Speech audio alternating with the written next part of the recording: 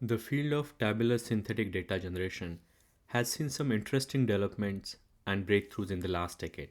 It is especially useful in fields like clinical trials or in general healthcare, where a lot of the data is stored in silos due to privacy, security, and regulatory reasons. Realistic synthetic data generation can help us extract the value out of these silos without breaking any privacy, security, and regulatory requirements. There have been very interesting papers in the last decade like CTGAN or TVAE. This is another addition into those and claims to outperform all state of the art methods. Before we look into this method, let's understand why we need a synthetic data in a field like clinical trial. One key reason is for training and validation of systems. Using synthetic or dummy data allows us a thorough testing and configuration of data management systems before the real data is collected, ensuring that systems are correctly set up and can handle the expected data formats and volumes. It is also beneficial for training and educational purposes. Synthetic or dummy data provides a safe and realistic way to train clinical staff, data managers, statisticians on data entry, management, and analysis. There is also a regulatory compliance aspect. Synthetic data ensures that all the data handling and processing systems comply with regulatory standards and guidelines by testing it with dummy data, reducing the risk of non compliance during the actual clinical trial. If we can generate a high fidelity synthetic data, then it can enable a lot of secure collaborations driven by this data. And finally, it can also help with benchmarking and validation tasks. Imagine building a clinical trial data-based model where the performance is mediocre due to lack of enough data. If we can augment the real data with synthetic data, it can certainly help boost performance of these models. Alright, so let's dive into this paper, which focuses on generating realistic tabular data. The technique is named as GRADE, generation of realistic tabular data. The first part focuses on some of the caveats real world data has. For example, often the real world data has class imbalance where the distribution can be skewed towards one of the classes. It can have some sensitive information which might not be ideal when we are trying to share the data, or it can contain some impurities like noise or missing values. So we must devise a method which can deal with these properties of realistic data. Looking at some of the state of the art methods out there, you can see it requires some sort of pre-processing in order to use those techniques. This pre-processing can involve encoding, encoding categorical data into numerical format, data scaling or normalization to bring all the variables around same level, and dealing with missing values and outliers. However, this particular paper claims to have this method which does not need any pre-processing steps before the data is consumed. This is an interesting graph. It is associated with one of the output evaluations, but what it is trying to say is compare the original data set with 5 versions of synthetic data. This is a variational autoencoder based method. This is a generative adversarial network based method, another one in the same category, and the final two methods are devised in this paper. As you can see by eyeballing these graphs, the last two methods seem better at generating data which is confined to this boundary of state of California in this map, similar to the original data. However, for the other methods, the data is outside the boundary, meaning these methods were not able to understand the representation of the original data as well as these two methods suggested in this paper. They have mentioned a couple of interesting aspects here. Some pre-processing steps in the state-of-the-art methods can lead to loss of information, and they have given example of contextual knowledge. Then this is where they argue that a transformer-based approach, which is driven by LLM, would be a good fit, and this is what they have used as part of their method, their technique. One clever trick they have used is called textual representation. It's fairly simple yet a clever trick, and we'll see that in a minute what it means. Before we dive into the workings, they have mentioned some background about the work which was done in the field so far. Largely, all the techniques they have tried to put into two buckets: classical methods that focus on Bayesian networks or copulas, and some of the more recent deep learning based methods, which are generative adversarial networks or variational autoencoders. As mentioned earlier, a lot of these methods require heavy pre-processing, and part of that could be converting categorical variables into some sort of encoding like one hot encoding. That essentially translates to very large number of columns. It could aggravate the problems like curse of dimensionality in those cases. Alright, so they have listed some problems so far, and let's see how they are trying to deal with all these problems. There are two parts in this technique. The first part is fine-tuning existing LLM, and the second part is using the fine-tuned LLM to sample the data, which is synthetic records. So this figure here shows the first part, how we are going to fine-tune a model. So the workflow starts at the top left corner. This is the original tabular data set. It has 5 columns and certain records. What textual encoding is trying to do here, which you can see in the top right corner, is convert this data set into sequence of tokens, sequence of words, which is what the LLMs can understand, and they're really good at understanding these sequences. The way the transformation happens is they start with a feature name, which is column name, and the feature value. It is joined by a connector as is. So age is 39, education is bachelor's, and so on. Every pair is basically column name and value associated with in a given record. And then similarly, the process is repeated for all the records from the dataset. Once we have these textual encodings, they have applied another interesting trick: feature order permutation. LLMs are really good at understanding positional information. However, in this sequence, there could be pseudo positional information which they are trying to eliminate. The sequence of these pairs doesn't really mean anything, and we do want to convey that to LLM. The way we can do that is shuffle these pairs in a random manner. So for a first record, education is the first pair. For the second record, income is the first pair, and then occupation for the third one. This way we are trying to break the dependency, positional dependency, which does not carry in information in this particular task.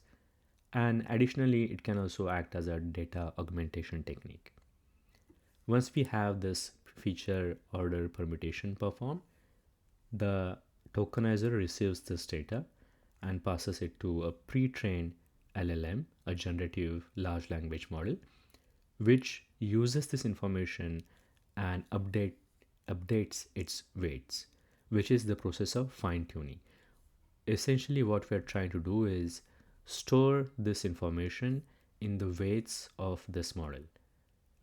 One interesting fact is the weights before fine tuning, they do understand pretty much all these tokens. So this overall method is trying to capitalize on the fact that there is some pre-existing knowledge the LLM has, and then using these additional data points, we're gonna fine tune that knowledge, fine tune those weights. So that's the summary of the first part. So point number 3 goes into details of the methodology.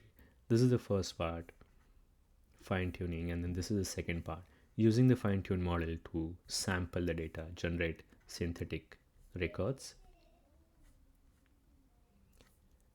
This is a deep dive into textual encodings, and as you can see here, this is how the pairs are generated. This is a feature name, which is column. So this is a jth feature. We add a connector is, and then value for ith row and jth column. We create this for all features. This is how you can interact with the fine-tuned model.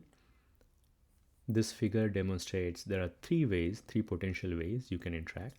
Either you can send just a feature name, and then model will try to come up with a value for that feature, and then other features and other values. The second way is you can send a feature value pair, or you can send multiple feature value pairs. These are received by this fine-tuned LLM, and then this fine-tuned LLM is basically going to perform something like autocomplete based on what it has received, and these textual encodings are created.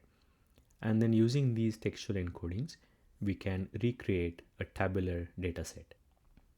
All right. So what else is there in this paper? We just spoke about the 3 ways you can interact with the fine-tuned model. This is a way to evaluate the output data.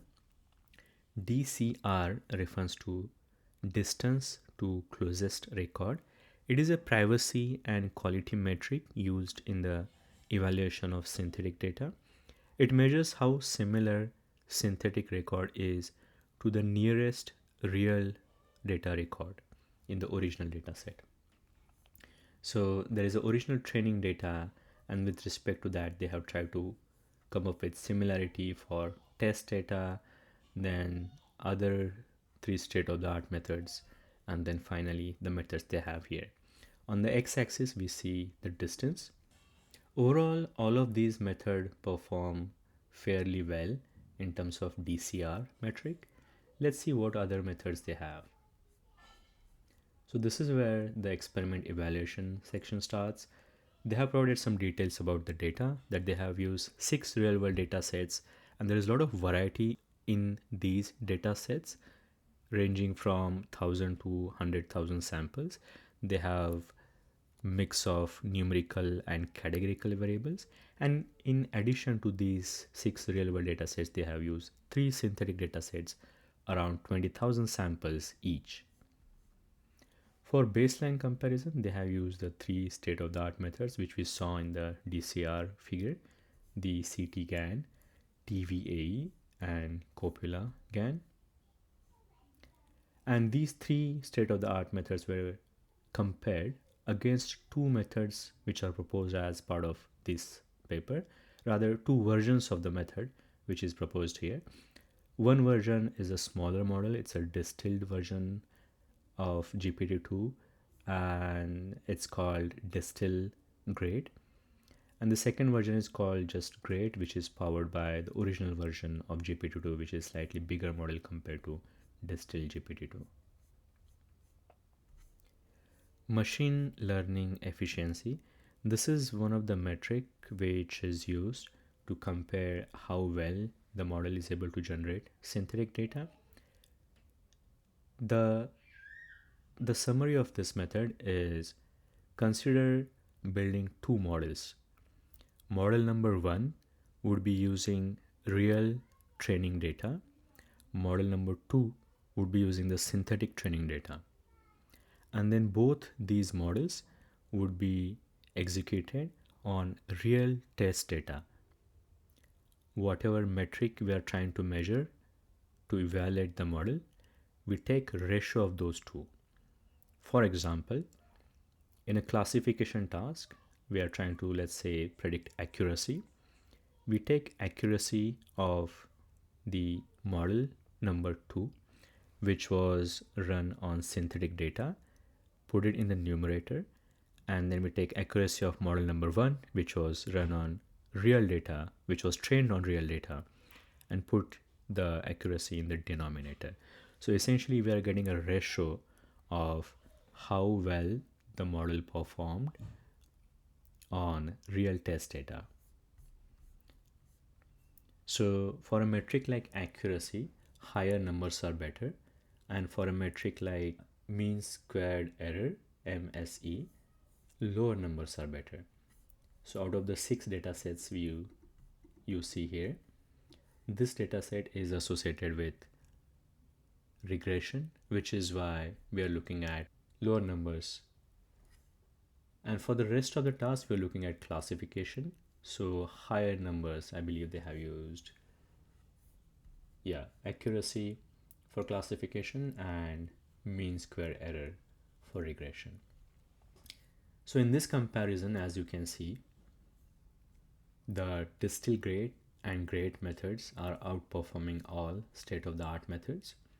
However, if you look at the numbers closely, the increase in terms of gain is 0.5% to up to 3%. So I'm unsure if that is a significant gain. I would believe it depends on the task at hand.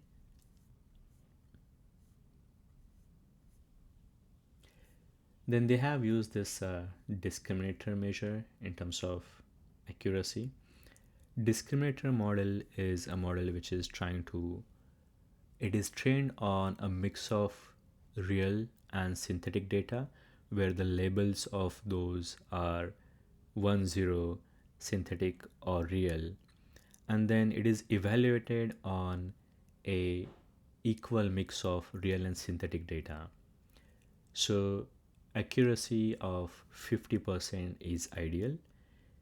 If discriminator model can have accuracy of 100%, that means it can perfectly discriminate which records are from synthetic data and which are from real data, then we have done a poor job of generating synthetic data. On the other hand, if discriminator measure is 0%, meaning the labels are flipped. 0% here basically means the 50% records which are synthetic data are labeled as real data, and the 50% which is real data is being predicted as synthetic data. That essentially means although our model was wrong, the model has found a perfect way to discriminate these two classes. So 0% is not what we need here. Ideal scenario, we should have something around 50%, which is why lower values are better here. And as you can see, distill grade and grade shows these lower values. And this is the measure we earlier talked about. We saw the distribution, 6 distributions of DCRs. So it is trying to basically say for each synthetic data record, we want to check the distance from that record to all the real data records and then take minimum of that. So basically find the nearest record in the real data. Less distance means we are trying to copy the records as is. More distance means the model is trying to come up with new patterns. So this is a balancing act between generating a very high quality data, but at the same time generating a different data, not just copying the records, which is what can lead to some of the privacy concerns. Alright, so most of the metrics listed here suggest that these methods were able to perform much better or slightly better compared to the state-of-the-art models. So what do we have here in summary? We have a model which is using transformer based architecture LLMs for the first time to create a realistic tabular synthetic data that is outperforming the existing models by marginal amount. However, it can take significantly more time to train these models and synthesize or sample the data out of those.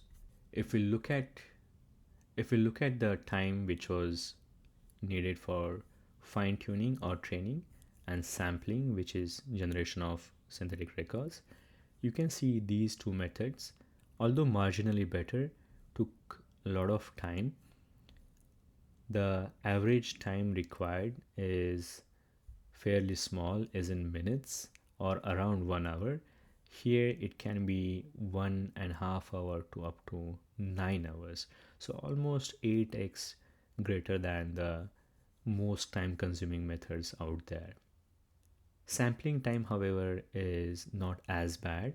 You can see it can take between 4 to 17 seconds, which is still less than some of the methods available out there. Alright, so would you use this model? I tried to evaluate that on a dummy data. Each row here is a subject record. Each subject can have multiple records, and there is a term which lists the adverse events, the severity, toxicity, start date, end date, a lot of categorical variables, some date variables, and a lot of these variables are dependent on the toxicity grade. If we filter it on toxicity grade equals to 1, as you can see, the terms are adverse events which are not so severe. The severity also says mild. None of them resulted into death. And if we filter on the most severe adverse events, you can see these resulted into fatalities. The terms look fairly severe. Outcome is death. Let's see if running this package using this code can give us a data which is comparable to the input. So this is the output. I have already filtered it on toxicity grade equals to 1. As you can see, it was able to capture the relationship between toxicity grade and severity. Also, the terms look fairly mild, and none of them resulted into death. That looks good. If we look at the most severe adverse event, then they did result into fatality. The terms look fairly severe. This looks good, except some odd values here and there. And it did result into death, unfortunately, for most of the records, with some exceptions. However, the model did not perform so well on these numerical values. So if we look at each subject can have multiple visits. These are denoted by sequences. In ground truth, for a given subject, we would have these sequences in orderly manner, that is 1, 2, 3, 4, and 5. Here the model is not able to understand the dependency between these two numerical variables. Alright, so in my limited testing, what I found is it can generalize fairly well on categorical variables, almost good on date variables, and not so good on numerical variables. Let me know if you have tested this and what you found out in the comments below. Thank you.